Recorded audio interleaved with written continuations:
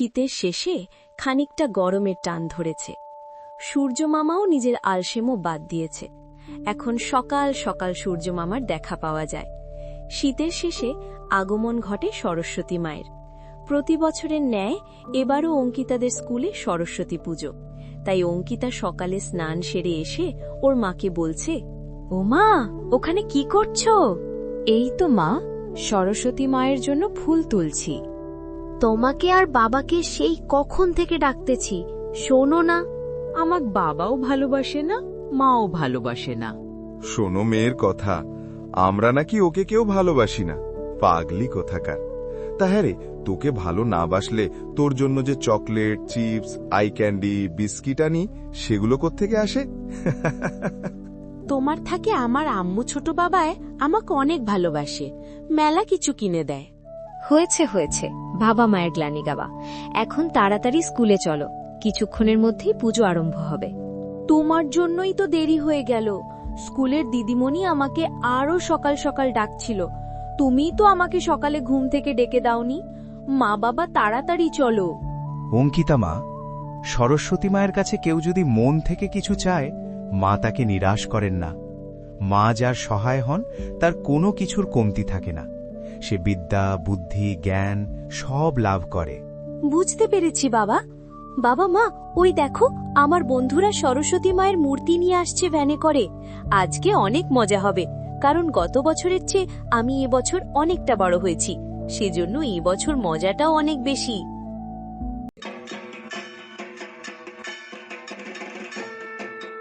ওই দেখো, ঢাকির শব্দ শোনা যাচ্ছে। মনে হয় পুজো শুরু হয়ে গেছে।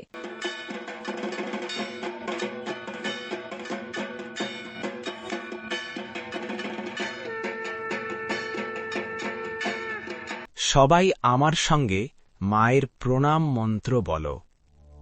সরস্বতী মহাভাগে বিদ্যে কমললোচনে, বিশ্বরূপে বিশালাক্ষী বিদ্যাং দেহি নমস্তুতে। ওম জয় জয় দেবী চরাচর সারে, কুচযুগ শোভিত মুক্তাহারে। বীণা পুস্তক রঞ্জিত হস্তে, ভগবতী ভারতী দেবী নমস্তে। হে মহান জ্ঞানদাত্রী, হে পদ্মাক্ষী দেবী, হে বিশ্বরূপা, হে বিশালাক্ষী, আমাকে বিদ্যা দান করুন, আপনাকে নমস্কার। সরস্বতী মহাভাগে বিদ্যে কমললোচনে, বিশ্বরূপা বিশালাক্ষী বিদ্যাং দেহি নমস্তুতে। ওম জয় জয় দেবী চরাচর সারে, কুচযুগ শোভিত মুক্তাহারে। বীণা পুস্তক রঞ্জিত হস্তে, ভগবতী ভারতী দেবী নমস্তে। হে মহান জ্ঞানদাত্রী, হে পদ্মাক্ষী দেবী, হে বিশ্বরূপা, হে বিশালাক্ষী, আমাকে বিদ্যা দান করুন, আপনাকে নমস্কার।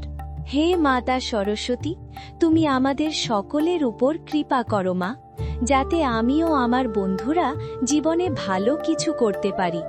ঠাকুর দাদু, আমিও আমার বন্ধুরা দেবী সরস্বতী সম্পর্কে তোমার কাছ থেকে আরো কিছু জানতে চাই। অতি উত্তম কথা বৎস।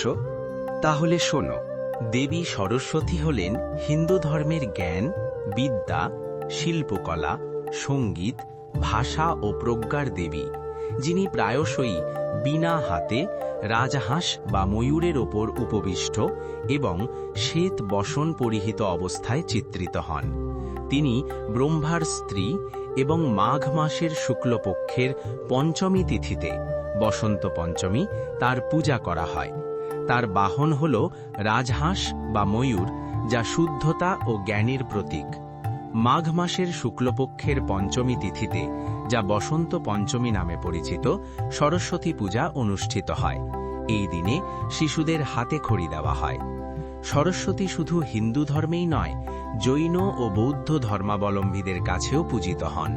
তাঁকে সকল বিদ্যা ও জ্ঞানের অধিষ্ঠাত্রী দেবী হিসেবে সম্মান জানানো হয় এবং শিক্ষা প্রতিষ্ঠান ও ঘরে ঘরে তাঁর পূজা করা হয়।